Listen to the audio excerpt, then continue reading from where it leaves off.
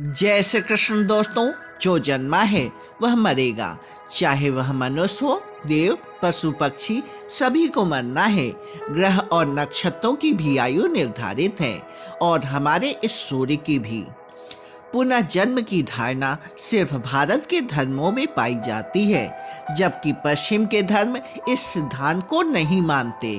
परंतु सवाल यह है कि क्या मृत्यु के बाद पुनः जन्म मिलता है और पुनः जन्म आखिर होता क्या है?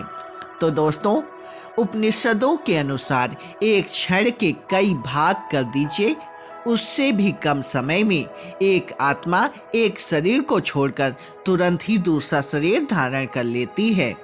यह सबसे कम अवधि होती है। सबसे ज़्यादा समय अवधि 30 सेकंड की है, परंतु पुराणों के अनुसार यह लंबा समय भी हो सकता है। 3 दिन, 13 दिन, सवा माह या सवा साल भी हो सकता है।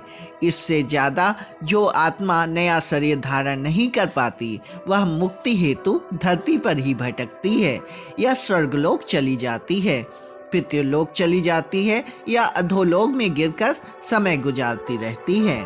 सूक्ष्म शरीर को धारण किए हुए आत्मा का स्थूल शरीर के साथ बार बार संबंध टूटने और बनने को पुनर्जन्म कहते हैं। इसका उत्तर जन्म के उत्तर में ही छिपा हुआ है। दरअसल सूक्ष्म शरीर और स्थूल शरीर के बीच जो प्राणों का संबंध स्थापित है, उसका संबंध टूट जाना ही मृत्यु है और उसका जुड़ जाना ही पुनर्जन्म है। दोस्तों, कर्म और पुनर्जन्म एक दूसरे से ही जुड़े हुए हैं। कर्मों के फल के भोग के लिए ही पुनर्जन्म होता है तथा पुनर्जन्म के कारण फिर नए कर्म संग्रहित होते हैं।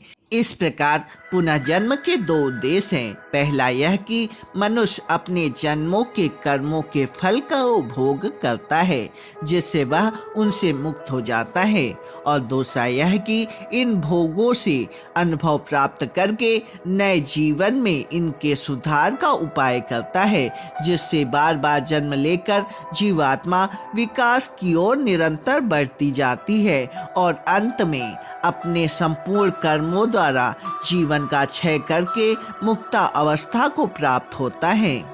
दोस्तों, पुनः जन्म के बाद कौन सी योनि मिलेगी, यह सभी सोचते हैं।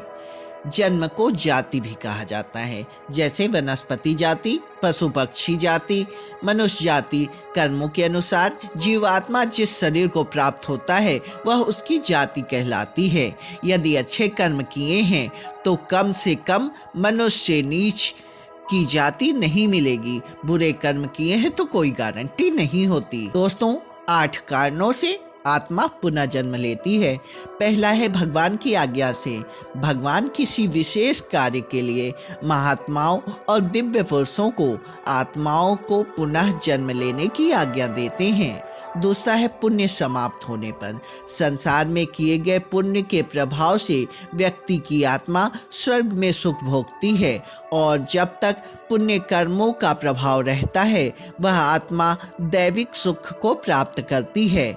जब पुण्य कर्मों का प्रभाव खत्म हो जाता है तो उससे पुनः जन्म लेना पड़ता है। तीसरा है पुण्य का फल भोगने के लिए।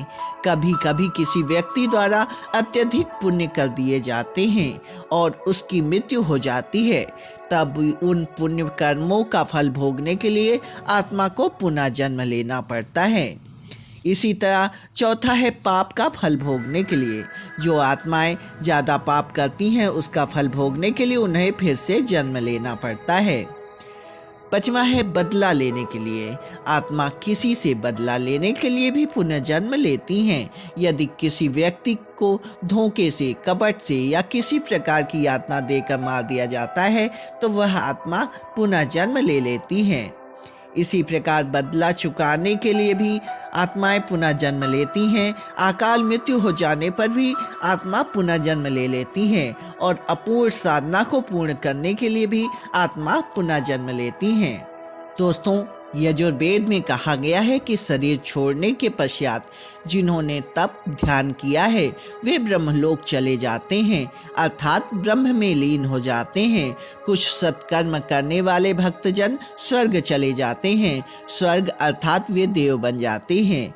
राक्षसी कर्म करने वाले प्रेत योनि में अनंत काल तक भटकते रहते हैं और कुछ पुनः धरती पर जन्म ले लेते हैं। जन्म लेने वालों में भी जरूरी नहीं है कि वह मनुष्य योनि ही प्राप्त करें, गति कई प्रकार की होती है। प्रेत योनि में जाना एक दुर्गति है। पुराणों के अनुसार व्यक्ति की आत्मा प्रारंभ से अधोगति होकर पेड़ पौधे कीट पतंगे पशु पक्षी योनियों में विचरकर ऊपर की योनि में उठती है और अंत में मनुष्य में प्रवेश करती है। मनुष्य अपने प्रयासों से देव या दैत्य वर्ग में स्थान पा सकता है। वहां से पतन होने के बाद वह फिर से मनुष्य वर्ग में गिर जाता है। यदि आपने अपने कर्मों में मनुष्य की चेतना के स्तर से खुद को नीचे गिरा लिया है तो आप फिर किसी पशु पक्षी की योनि में चले जाएंगे। यह क्रम निरंतर चलता रहता है, अर्थात व्यक्ति नीचे गिरता है या कर्मों के हिसाब से ऊपर उठता चला जाता है। यही कारण है कि व्यक्ति को उसके कर्मों के अनुसार जीवन मिलता है और वह अपने कर्मों का फल भोगता रहता है। यही कर्म फल का सिद्धांत है। प्रारब्ध का अर्थ ही है कि वह मनुष्य पूर्व जन्म अथवा पूर्व काल में किए हुए अच्छे और बुरे कर्म जिसका वर्तमान में वह फल भोगा जा रहा हो। विशेषतया इसके दो मुख्य भेद होते हैं। पहला है संचित प्रारब्ध जो पूर्व जन्मों के कर्मों के फलस्वरूप होता है और दूसरा है क्रियामान प्रारब्ध जो इस जन्म में किए गए कर्मों के फलस्वरूप होता है।